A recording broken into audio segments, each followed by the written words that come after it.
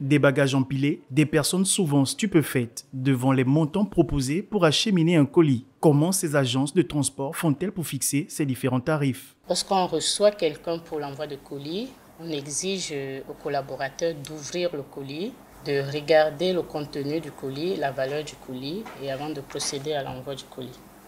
On a des prix homologués et on regarde la grille des prix et on applique.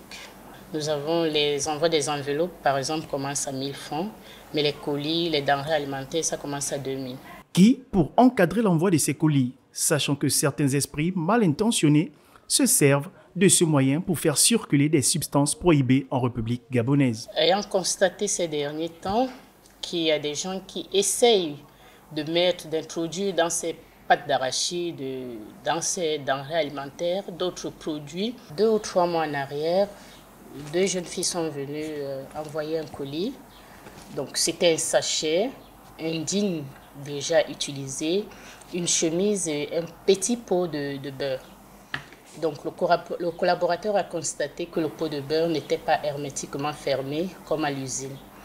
Ça a attiré sa curiosité, il a ouvert et lorsqu'il ouvre, il constate qu'il y avait de la drogue à l'intérieur. Il y a des colis qui viennent parfois dans des baffes comme ça.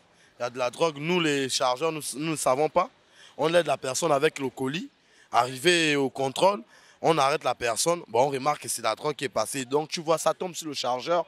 C'est pas bon. Si c'est un sac, on regarde vraiment, on essaie de faire comme la PJ un peu souvent. Voici une activité qui devrait être encadrée par les autorités gabonaises.